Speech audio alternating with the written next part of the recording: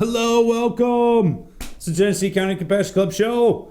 I'm your host, Toost. A little bit of an echo coming to you from the moon. What's up, everybody? How's Facebook doing? How's the club doing? Good to see everybody. Man, it is February 19th. I'm glad to be back here in the studios at allpointstv.com. And John, thanks for letting me in here again. I appreciate it. And I do apologize for being so cold in there. Right, He's shivering, man. It's February, right? It's supposed to be cold. It's like in the 20s. It'll keep you more sharp, right? Yeah, there we go. Keep me alive. Supposed to be in the 40s like Friday, right? We got one more day of this, and then warm up. And then back to the yo-yo, up and down, up and down, up and down. Temperature. Yeah. This could be it. This could be the last cold of the year. We don't know. Can't complain. This was not a hard winter. Pretty mild winter, exactly. Yeah. I agree, John. Totally. Cool. Well, hey, man, I'm glad to be back in the studios here. I want to get you guys caught up with what's been going on. Let you guys know what's been happening around the country with marijuana, recreational marijuana, all things weed related, really. Get you guys updated on our upcoming events down at the G. And, man, it's just a good day to be alive. It is. It's a beautiful day. Even though it's cold, it is a beautiful sunny day. And everybody's out there getting their cars washed. We just had Valentine's Day, so hopefully everybody's still in a good mood from that. Still eating their Stover's chocolates, whatever it is you guys do. Man, we had our soup kitchen just a couple days ago. I want to say thank you to all our volunteers that came out, made it on that nasty day, Tuesday. It was nasty, wasn't it? Nasty Tuesday. But you guys made it out there. Ah, come on. What'd you say? What'd you ask? I was away from the phone. I was away. I had to look at somebody sent me a text. John. Somebody sent me a text and I was across the room. So No anyway, texting. What do you want to check? Cold on Tuesday, nasty on Tuesday. Yeah, it was kind of, really kind of, it actually was kind of not mentionable because it just like, Blah. Yeah. But you guys made it out through the blah day anyways. Serving it up at the soup kitchen, we really appreciate that. And especially this time of year when it's cold and it's blah, and you don't feel like getting out there, we really appreciate you guys doing it anyways. Thank you. We do have our 420 party coming up. Of course, that's in April. I believe it's a Monday this year. So, yes, it is. We talked about that. You need to have that Monday off. So this is your additional warning. Call the boss, plan ahead, whatever you got to do. You're going to want to definitely take Monday, 420 off. It's going to be a huge celebration. You do not want to miss it. We got a 70s theme going on with this party. So get your afros and your bell bottoms ready and whatever else you do. You know what to do. It's going to be a blast. So mark that on your calendars as if you hadn't already. We also had another event just recently. It was the Lakeville Boosters. And wow, this is a cool opportunity for the club to be able to continue to expand a positive influence out in the community. And we'll take everyone we can get, everyone that we can handle. And the boosters came to us looking for some support. Obviously, you guys probably know what boosters are. These guys basically just community getting together, trying to raise funds for the sports teams of your high school, local high school. So Lakeville, if you guys don't know where that's at, that is the Otter Lake, Columbiaville, and Otisville areas, all combined make up the Lakeville School District. So if you didn't know, it's one of the largest, I think it is the largest geographical school district in Michigan. It's like 99 square miles or something like that. Ridiculous. But at any rate, in spite of its huge size, it doesn't have a lot of funding, so the kids out there can really use our help. And you guys helped us with that. We were able to make a nice little donation for them. The Growing Concern sent them a gift basket to raffle off as well. And a few of our members were willing and able and came out and helped support the event. They had a really nice Michigan game dinner. The dinner was kind of so-so, I'll be honest with you. It was more about really getting out there and supporting them.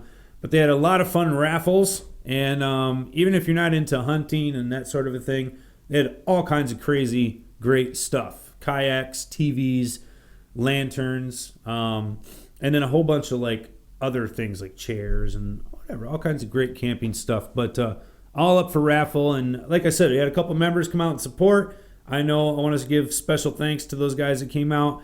And a couple of you walked away very, very happy that you came out. I'll tell you that. We had a couple big winners from our group at the G3C out at the Lakeville Boosters event.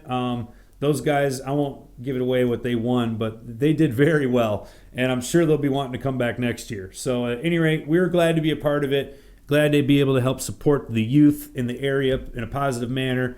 And last year, I guess they raised $3,500 last year for the kids, and they listed off all of the different equipment that they were able to buy for the different sporting activities there. And it was basically across the board. It wasn't just football. It was everything. A little bit of this and that for every single group in the school. So I thought that was kind of cool, too. Nobody was getting left out. Even the track team got some new starting blocks. So how about that? Anyways, that was cool to be a part of it, and I want to say thank you to our members for letting us do that and continuing to be a positive influence in the community, showing people that this is what we do. We're regular people. We've got children. Medical marijuana is nothing to be scared of, and I think we've really done a great job of that in the past 10 years, and I think it's important we continue to do so. So that's an improvement. I mean, I'm glad to hear that because they approached you. That means that to me indicates a great deal of acceptance. I felt that we moved up a small notch in the belt of society. I feel belt of society. No, I did. Those are again usually very button down, very respectable people that's coming to you. I mean, that means it's kind of crossing this threshold or something considered kind of a fringe group. It is catching on. Yeah. I saw we've seen this for years now, but I think it was Illinois just recently had recreational marijuana, and there was, of course, the cliche newspaper article where the Girl Scout cookies were set up outside of the dispensary, just slinging cookies. And, we've been doing that for years now. But, yeah, we're starting to become more of the norm, more accepted, and we need to continue to do it. So this is how we do it, and you guys did it, and that's great. So, all right, moving on. I want to talk about some other stuff here. I did talk extensively at the last podcast about this form from Consumers Energy. I'm talking about the IRS Form 8300. So if you didn't catch that last podcast, make sure you check it out. It's right at the beginning, so you don't have to listen to everything else to get to it. If you're looking for advice on it, check it out. If you want to get more extensive information on it, I would definitely recommend giving Consumers Energy a call. It may take them a few days to get back with you. The other thing I would recommend you doing is giving your accountant a call, or if you don't have one, get an accountant. And like I said before, Affordable Tax. That's who I use, and I definitely would give them a recommendation. But the reason I'm bringing it up again isn't for the plug. It's because I wanted to share with my personal experience with this Form 8300. When I originally did the podcast, I hadn't received one of these forms yet, and I thought, "Woof, I just missed it." You know what I mean, or whatever it is. I didn't get caught up in the 10 grand mark from consumers. Anyways, I did get a letter after the podcast. I'm like, "Oh, black flagged." So yes, I got a letter, anyways, I opened up the letter and I started checking it out, and I was kind of like, "Oh crap, whatever." So I made an appointment with my accountant just to make sure that I could have a second set of eyes look over everything and make sure that we were going to be all right. Anyways, in reviewing this, found out numerous mistakes made by consumers on my form. So when they send you this letter, it lists out all of the payments that you've supposedly made throughout the year at the consumer's office in cash, right? On my particular form, they had one payment that had been triplicated. So, i.e., they had the same payment written down 3 times and included in my overall total. They also, get this, were missing three entire payments, like 3 whole months. I don't break my stuff up. I pay once a month. And they had 3 months that were entirely missing on their own form. So anyways, I addressed this, took care of that, and I won't bore you with the rest of my personal story, but the point of me bringing this up is to share with you that you need to review your statement from consumers thoroughly and make sure that the information on there is accurate, all right? You don't want to be reporting misinformation to the IRS. If there was some type of a mistake made, I'm sure it can be resolved. But, if you can all avoid that, it would be best to make sure you really review this form from consumers. So when you're going to fill out the 8300, it's got the total amount received or amounts received where you may be putting in the total amount. Just go through each month, make sure it's accurate to the best of your ability. You can also contact consumers, like I said. They can go through your payment history with you on the phone. You can go to consumer's office and get your payment history printed out if you'd like to have a paper copy for yourself. And if you have some sort of other reason why you feel like you shouldn't have to complete this Form 8300, give consumers a call. I did. I got my issue clarified. And the reason I say give them a call, if you got this form and you feel like you do not need to fill it out due to some error or whatever other reason, call consumers, all right? Because they will attempt, or they may attempt, to fine you if you do not complete the form and they've asked you to do so. So if you can get them on the phone, talk to them, send them a letter, whatever. If you feel like you shouldn't be filling this out, have that conversation. And if you're in the right, they will recall the letter or whatever, and they will remove any fine, or attempt to place a fine will be removed or noted on your account. So at any rate, I just want to give you a heads up from my personal experience. There were many errors on my statement. I was able to get it clarified. And if you're not responsible at the end of the day for completing the form, then you want to make sure you have consumers notate that so you don't get fined. All right? And again, this is all about income verification. It's not anything to worry about. IRS is trying to make sure that, hey, for those of you out there that are paying large bills in cash, you're also reporting income that matches up with the amount of money you're spending. So basic stuff. And again, if you don't have an accountant, get one. If you're doing this, you're a caregiver out there or patient, you're doing this as a business, you're making more than what you spend at the grocery store, kind of a thing, grocery store and consumers, then you're making money. And if you make more than $600 in a year, you need to claim it. And that's obviously, in this case here, consumer says, hey, well, you spent 10 grand with us, and that might be the case, and that might be part of the reason why you really didn't make any money.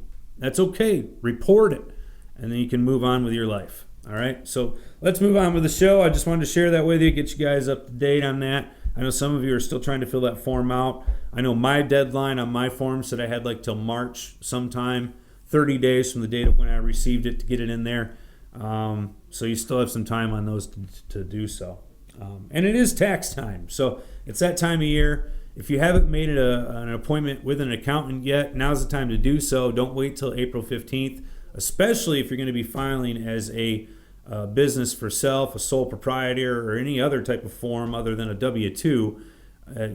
These folks get busy, and it'd be best off for you to get in there ahead of time. So anyways, moving on here. Let's get into the news. We had lots of different developments go on in the last couple weeks, and I want to get you guys up to speed with what's going on in the nation. So let's get started here first with one of our neighboring states, kind of a neighbor, Pennsylvania. Man, what can you say about Pennsylvania? They have good Philly sandwiches? A lot of Amish people? Anyways, they have a bill that would legalize recreational marijuana. So Pennsylvania does have medical marijuana. It's extremely limited program, all right? So it's not like you're going to go get medical marijuana from a dispensary in Pennsylvania right now. But this bill that's been introduced, it was just introduced Tuesday of yesterday into the House of Representatives, and basically it's just not the first time he's introduced this. He's introduced it again. Representative Jake Wheatley, he wants to bring the weed home. But yeah, he introduced legislation that would create a structure for bringing marijuana recreationally to Pennsylvania. All right, moving on. Good luck, Pennsylvania. All right. Decrim for Virginia. All right, moving to the further east. Let me find this information here for you. It says here, marijuana lawmakers are expected to discuss marijuana decrim during the Senate committee debate today, right now actually, in Virginia. And if signed into law, HB 972 would decrim marijuana possession and penalize those caught with weed with just a small fee of $25. So it says here, the bill passed with bipartisan support on Monday, February 10th. It must have been in the House, I take it. And now, like I said, it's in the Senate. Currently, the maximum fine for marijuana possession, first offense, is $500 and a 30-day jail sentence. So it's a pretty big reduction. And it also says the bill defines marijuana to include hashish oil. Nice. Hashish oil. I love all the different names the news uses. Probably had an old school guy in the newsroom. I know what that stuff's called. Hashish oil. All right, so that's what's up with Virginia. Good luck, Virginia. Excuse me. All right, next state, Alabama. All right, Alabama has also got a bill that would allow medical marijuana. It has cleared the first hurdle, it says here, in the legislature. The audience members applauded as the Senate Judiciary Committee voted 8-1 for the bill, putting it in line for the Senate floor. So basically, they have 15 different conditions that would be used to qualify for cannabis in Alabama, and the program would go from there. But I'm not going to get into any more details about it. But that's basically what's up with Alabama, and it is neat to see these southern states moving forward, stepping up, getting on the program, coming to terms with the reality that this is a viable medicine and should definitely not be denied to people, and most certainly people should not be going to jail for it when they're using it medicinally. All right, but anyways, state over, Georgia doesn't feel quite the same way. So Georgia really struggling here and basically are empowering their police, if you will. It is a bill that was advancing to allow police to make arrests if they basically can't tell the difference between hemp plants and marijuana plants. So obviously we've got the hemp farming, it's going up everywhere, so on and so forth. And police just feel that they can't do their job, they can't tell the two apart. And if they can't tell it apart, they want to be able to go ahead and fine people, put them in jail otherwise. So it says violators would face up to a year in jail or a $1,000 fine for possession of less than an ounce, which is the same penalty as misdemeanor marijuana. And that is basically, it would make it a crime to transport hemp plants without proper paperwork. So that's what the police are asking for. It's a bill that was introduced, and according to this, it was passed by a state house committee on Tuesday in Georgia. So, wow, yeah, it just seems like maybe they ought to be going the other way.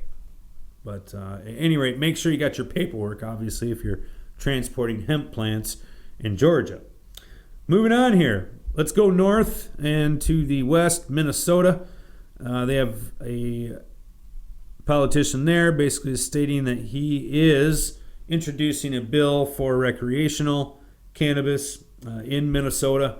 Looks like they should be seeing that bill here in the next couple weeks is what his announcement is. And we'll see when it comes. Another news I want to share for you, I thought this is kind of cool. Washington, D.C. has ballot language approved for psychedelics to be decriminalized for the city. So we recently saw this in Oregon, I think it was, also in Washington. I think there's a decrim in Denver, and I think there's one in Alaska. So we're seeing these all over the country now, and this is almost a mirror image to medical marijuana 15 years ago, when we started seeing decrim measures passed in states like California, Oregon, Washington, progressive areas, to at least allow for the decriminalization for medicinal uses of marijuana. Now we're seeing it for psychedelics. And I think it's going to be a matter of time.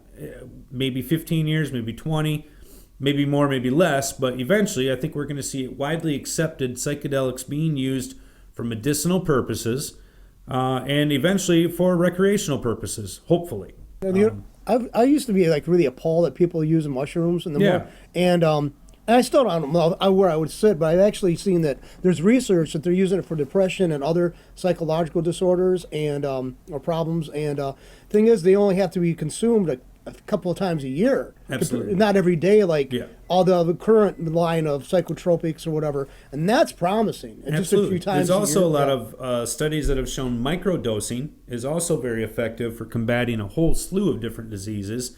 And when someone is microdosing, they're not getting under the same strong effects, if you will. They're able to still to be functioning, cohesive, whatever. So there's lots of different research, and I think that's one of the fascinating things. Is as one of the things that propelled cannabis, the proliferation of it was education. I mean, people getting educated about what it can do, what it isn't, and I think we're going to find the same path with psychedelics. I do. And one of the things I think that you can, most people, even John, like I think it might be a good example. Normally, you do not see repeated abuse or overdose of the majority of psychedelics that are available or are widely known, for that matter. Because see, I know that the LSD they found naturally occurring in some form of like mold or some fungus. Sure. And then when they synthesized it and made LSD, the concentration is so much higher than the body can handle. Whereas I've known a lot of friends who did shrooms throughout the years, and they would do them on a regular basis. And when they ceased, they didn't have the flashbacks or all this stuff they had, connected to LSD. Right. And there's a different type. I think basically when they synthesize anything, cocaine, horrible drug, Sure. But is when the natural thing when they chewed on the leaves of the cocoa plants, no big deal. People, they had probably some mild addiction to it, but I mean, overall, it was not that big of a thing as society. I think you're making a good point. There's a lot of different types of psychedelics out there. Some maybe not so good, and then maybe there's a whole slew or a whole body of them that are positive and are good. But I guess the point I was trying to make is that I don't typically, most psychedelics, especially those occurring in natural forms, are not normally known to be habit producing or habit forming. It's not typical that someone who's using DMT is going to be regularly using it over and over and over and over again to where they're not even going to work anymore, that kind of a thing. Anyways, moving on, I just wanted to make the correlation there that I think they are similar. I think that psychedelics will continue to be expanded, and I think we're going to continue to find out more and more information about how they can be used to combat all types of different measures, from being not just psychological type of measures, but also physiological. I think we're going to see it being used for both aspects. So, but this is definitely fourth, fifth different place that we've seen have decrim become a possibility, and some of them have made that a realization. So, pretty cool stuff. All right, moving on here. I wanted to talk about a couple other items I've got. Let's see here. Okay, yeah, I want to share this article with you, and this is from marijuanamoment.net, so you can look this up for yourself. And I thought this was pretty cool. The U.S. Department of Transportation issued a notice on Tuesday clarifying that workers in a safety-sensitive positions under its regulations will not be tested for CBD. It urged caution using the products, of course, but the DOT requires drug testing for a class of workers that includes pilots, truck and school bus drivers, train engineers, transit vehicle operators, and aircraft maintenance personnel. While marijuana use remains prohibited, the department acknowledged that the federal legalization of hemp means that cannabidiol derived from the crop is no longer a controlled substance. So I think that's a positive, fantastic thing. I know a lot of folks out there are finding great physical benefits from using CBD, and I see no reason why they shouldn't be able to use that product, certainly when it's not impairing them in one way bit at all, and certainly can be more effective than other pain management medicines that are out there, and certainly can be less damaging. So this is great stuff. I think it's the first time I've seen one of our U.S. departments use some common sense. I am flabbergasted. I don't know. All right, moving on. Don't expect that to keep continuing. I'm sure it was a one-off. All right, Bloomberg calls for decrim. This is the same guy that we've all seen on the internet say that marijuana legalization is the stupidest thing that's ever been done. And now he's, obviously trying to jump on the bandwagon here, get a little bit more support for his political campaign, and saying, well, maybe we should have decriminalization. Well, listen here, butthole. Cat's out of the bag. We're past decriminalization in most areas. We need to have legalization. We need to take real stance on this. Need to grow up, face the music, and make this legitimate. I guess, I don't know. I'm not a Bloomberg fan. I know they got a lot of signs downtown in Flint.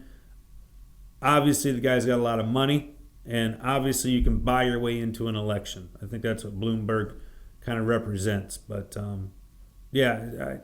wishy-washy people like this, especially when it gets to being around cannabis, I've got no room for. And whatever, screw that dude. Wasn't he one time a Republican? Yeah, I think he was. And now he's a Democrat. Yeah, I don't really care what he is. He's Yeah. a tycoon billionaire who doesn't like weed. It's Because exactly he doesn't not the like guy I'm gun voting ownership. for. He doesn't like a lot of things. He called farmers basically stupid. This guy's not really. He's got no chance. Okay, sorry, he doesn't have a chance. Sorry. Probably not. But I just think it's funny how you saw Biden stick his head out there and, basically say, I don't like marijuana. And I mean, he did a lot of other things that probably ended his campaign for him. And I know it's not over yet, but it's on its way out. One of the big things I think was marijuana. He was blatant about it. He said he's dog-headed, like, I'm not doing this. I don't think it's right. And still bringing up 70-year-old conversations, still using inaccurate data to back up his points that nobody believes anymore. Biden did admit, though, he's an old guy, and he was hoping that somebody likes his VP choice because he might croak in the middle of the term. So maybe so. I think it showed to the Democratic Party that, look, this is not the subject that you want to mess with, especially from our team. And so here comes Bloomberg in. He gets a little advice from the marketing team. They're like, hey, dude, you need to lay off on the weed if you think you're going to have any shot. And so here he comes out with this, let's have marijuana decrim, and I got a plan for expungements. Kind of like our governor of this state right here. Marijuana has been legal for well over a year for recreational purposes, for adult use. We've got the state collected millions of dollars already in tax revenue. Businesses opening up all over the state, and yet people are still sitting in prison, taxpayer money still being used to keep them there for crimes that are no longer illegal. So it's preposterous. I don't want to hear it from these politicians. I want to see action. And people like this Bloomberg, I'm sorry, but you're 30 years past the point. All right, moving on here. I wanted to talk a little bit about the Michigan Marijuana Union, if you will. This is kind of interesting. So let me pull up the article for you. And I know I've talked a little bit about this on other podcasts. This is regarding the state's rollout of their rules for the Marijuana Regulatory Agency, MRA. They expect the rules to get rolled out here in the spring. They've got the preliminary rules now available. You can pull those up and read them for yourself. One of the preliminary rules they're talking about is that licensees will have to have an agreement, a friendly agreement, as they say, with a union representative that the businesses will work together. It's a union agreement, essentially, a labor peace agreement. And they had a meeting about this last week on the 12th. It says here they met in the auditorium at the Menon Williams building in Lansing. From reports, basically didn't have enough room for everyone there. The crowd was in the hall, blah, blah, blah. Lots of people gave comments during the hearing. And it says here the rules could be in place by May. One of the biggest issues is the labor peace agreement. It's an agreement between an operator and a recognized labor organization just to ensure that both sides come to the table. That's what Marijuana Regulatory Agency Director Andrew Brisboe said. That the business owner won't stand in the way of organization by the staff of the facility, and that the labor organization wouldn't push the labor force into a strike situation. So that's what the agreement basically entails. And that's what they're going to make, or considering to make, a requirement that every business has one of these agreements in place in order to get licensed. Wow. I mean, that just seems incredible that would be a licensing requirement. Let's see some of the comments here. Jeffrey Lawrence, a policy fellow with the Libertarian Reason Foundation. Robin Schneider, director of Michigan Cannabis Industry Association, along with some other folks, called the inclusion of a forced union agreement a cockamamie idea. And they all spoke in opposition to the rule. So I don't have any problem with the employees trying to protect themselves, making sure that they're treated fairly and correctly. Certainly don't have an issue with the unions themselves. I also don't have an issue with employers making their own decisions. I think the problem is that we're allowing government to get in and to make that decision for us. let that naturally happen would be my call. That would be my personal opinion. I would say let the businesses and the employees figure that out together. If the employees don't want to work there, they can quit. They can organize. If the employers, if they don't want to mess with that, they can pay their people more. And if they're paying people such a paltry amount that they feel that their employees feel that they need to rise up or have a strike or whatever, then so be it. I feel that the market should play at this one. All right, sort of a capitalist mentality at this, I know, but I don't think that government should be making a regulatory set of rules saying, look, you have to go make one of these agreements up before we'll give you a license. That seems like a little bit overreaching. And it's kind of funny that the governor's one of the people that's trying to get this in the rules, and she was kind of gotten put in power by unions. I don't know if this is a smart play for unions. I mean, to try to force this on people through government, seems like you'd have a better way to advertise your services. Yeah, just the free market thing, I think, is a better approach to it, through the government. But people, I don't know. I'm just sitting there shaking my head. It's like I'm tired of the same approach being used over and over again. And I can understand, if you're one of these employees that's sitting there and you're working your shift, you're a bud tender, you're a trimmer, whatever, processor, and you're getting the short end of the stick, right? You're getting the bottom of the barrel, and all of a sudden you see the company start posting profits. And okay, cool, at least I'm going to have a job. And then the time goes on, and you can see, company keeps posting profits and profits and profits and profits, and yet your pay really is relatively the same. Maybe you get a little token every now and then, but at the end of the day, somebody over here is making fat coin, and you're busting your tail and not really doing anything. That kind of thing is what causes people to strike, to say, bullshit, I want more money, I'm worth more, you're getting it, I should be getting some of that too, and I think that's only fair. That should naturally happen, and if I think that will happen, you know what I mean? I don't think that's going to continue. If you really want to force the union, then we need to go to places like Walmart, all right? Go fight your battles there where you can have a real impact. This just seems strung out, far out. Anyways, moving on here. I got one more thing I want to share with you guys.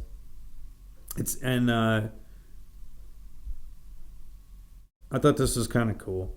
But I guess I do want to say about the unions. I mean, it's just,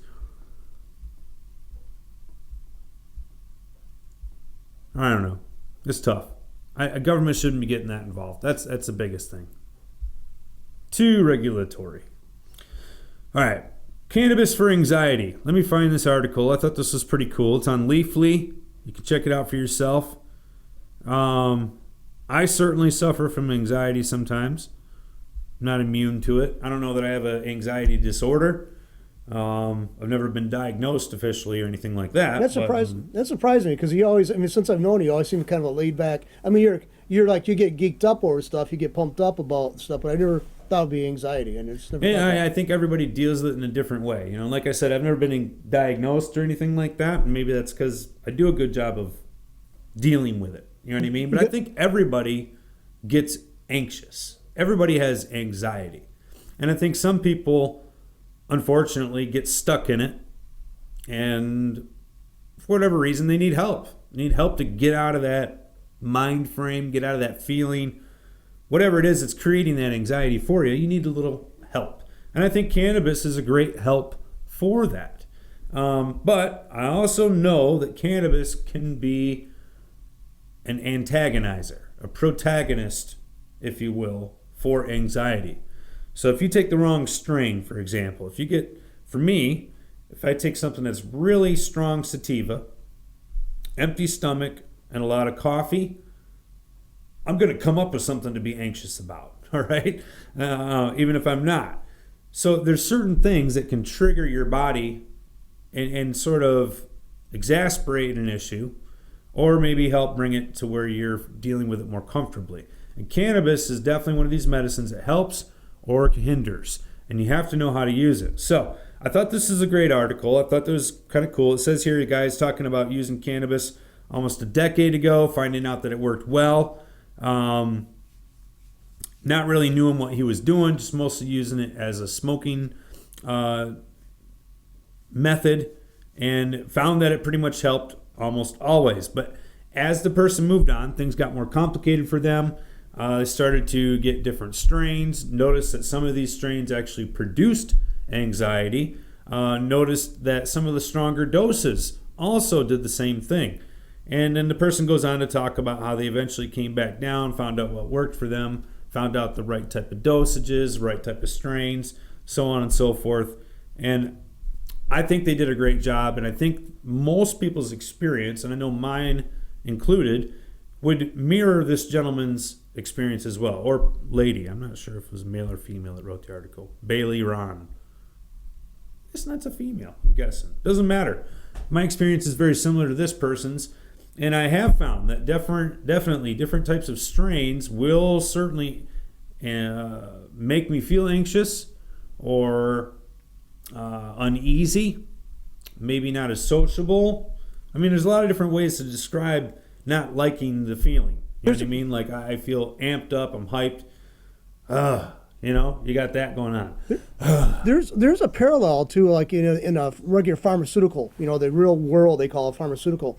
Certain types of generics for certain types of drugs don't have the effects that the name brand does. Yeah, and they're supposed to be chemically the same. I think a Dilantin, actually, my dad was actually, they put him on generic form of Dilantin. He was an epileptic, and they found out they had to go back to the name brand, and they couldn't save the money because it's a compound drug. It's got like phenobarbital mixed in with this other stuff, okay. And the generics didn't seem to have, or didn't have it at the level that he needed. So yeah. Okay. So, and it affected him oppositely. Yeah. I think this is common with Ritalin as well. Like, if you give Ritalin to the wrong type of person, it'll have the opposite effect of what it's supposed to do. Cannabis, I think, works in the same manner. I mean, we have endocannabinoids, which means that your body's producing its own cannabinoids. You may have a deficiency in one area where someone else doesn't, or maybe you're extra proficient, if you will, in a certain area of endocannabinoids. And anyways, finding that blend that works for you is important. And I think that, like, this person had to go through a bit of trial and error to see, what was going to be effective. You have to do that as well. And especially when treating with something like anxiety, because it is incredibly effective, cannabis that is, in dealing with it, but it can be incredibly ineffective. So we can really have a swing thing going on. And I have dealt with a number of different people that have wanted to have the relaxing, calming effect that has been talked about by others in association with cannabis. And they've been on medications to try to achieve this, so on and so forth. And now they want to try cannabis and having mixed results. And I think that to expect it to be correct the first time or every time, that's a false pretense. And I think it takes time for a person to be able to understand what they need or what they don't need, how much or how little, what way should they be ingesting it, when they should be ingesting it. And unfortunately, you have to guinea pig on yourself, if you will, experiment, find out what works. And the thing I would say is, don't be deterred. If you have a patient who says, that really didn't work for me, if they say that to you 2-3 times, don't stop. Keep trying something different. Try something else. Try something new. Try it with this or without that. Keep trying. The reason I say that is because I know that most people can find a strain or a method of ingestion that will work, that will provide the stress relieving qualities that cannabis is known for, the anxiety reducing qualities, and some of that is going to be in how you ingest your cannabis. So let me get back to the article here for a second, because I thought after I read through it, my experiences are also similar. So let's share this. Instead of taking multiple bong rips of potent strains like he says, Original Glue, GSC, which is Girl Scout cookies, he says, I moved towards strains with equal levels of THC and CBD and taking just a few hits off a bubbler. Said he also had found 5 milligrams of THC edibles to be a far better experience than one with 10 to 20 milligrams. So there you find the person saying basically, look, I backed off. I took less. In fact, I went for the less potent cannabis. And I shouldn't say less potent, less THC infused cannabis, more of a well-bodied, more well-rounded cannabinoid content profile cannabis. Used a little bit less of it in more moderation. Or same thing when it came to the edibles. Backed off a little bit. And I have found in my experience the same exact thing. Too much is simply that. It's too much. When you try to overdo it, you might find that that's exactly what you've done. And the result can be, in fact, feeling incredibly anxious or paranoid, as they like to say. That can be a side effect of cannabis. So how do you know if you've done that? Well, let's say, for instance, you were pretty calm and feeling like you're having a regular day, or maybe you're a little bit agitated and you wanted to just take the edge off, and now you feel like you just went and took the volume and cranked it up to 10. All right? You probably overdid it. So you need to sort of self-diagnose your intake, your effects.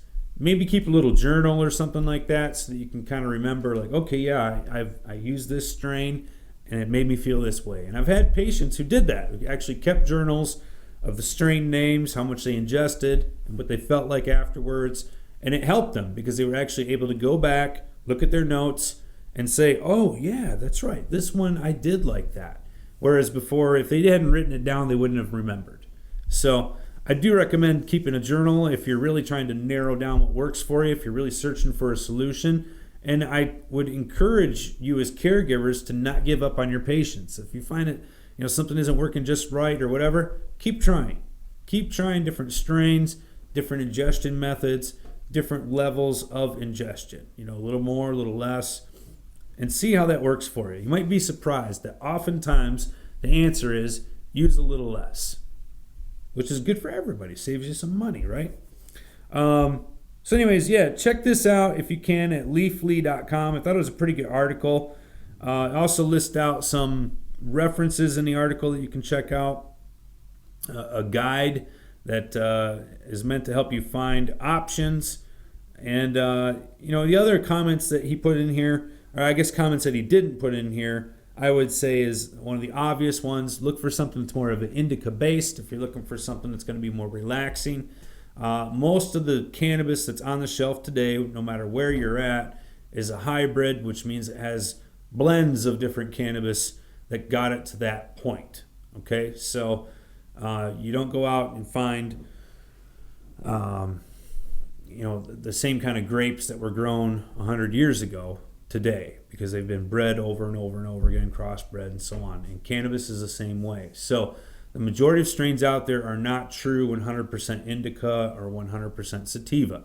I know this is old news for most of you. The majority of the strains out there are mixes. So if you're looking for something that's more relaxing, try to find something that's got more of an indica-based mix to it. And you probably will find that it is, in fact, more relaxing, more sleep-inducing, more appetite-enhancing sometimes. And it doesn't have to be 100% indica to do this. It could just be 50-50. 50-50 indica, 50% sativa. But at any rate, that's a lot of times what you want to be looking for. And there's a whole slew of strains out there to choose from. So, all right, moving on. That's what I want to share with you. I think cannabis is great for anxiety, and I definitely recommend people give it a try. But just be wary and don't expect it to work every time or the first time for that matter. So, all right. Thank you for being with me in the studio today. I appreciate the time. John, thanks for coming in, braving the cold. And it's good to be back here at allpointstv.com. Please check out the other podcast on YouTube channel. Subscribe and hit like, all that good jazz. But definitely get down to the Genesee County Compassion Club. We've got some awesome stuff going on down there. I know that the Growing Concern just went out and got a whole new selection of rocks and crystals and quartzes and stones and stuff like that. You ladies and guys out there that are rock hounds, you definitely want to get over there and check out what they just brought back. They did some amazing selections over there. And I'm assuming that they're out by now. I got this little sneak preview, but you guys definitely don't want to miss out. All the good stuff over at the Growing Concern. And, of course, all the good stuff going down at the G3C. So get on down there. Bring your friends on down. We want to see you there. We want to see your smile, see you be a part of things, help support the community and the caregivers and the patients, and what really makes this whole thing work. So thanks for being with us here on the Genesee County Compassion Club show. You guys have a wonderful week. Take care. Give yourselves hugs and kisses. See you next week. Bye.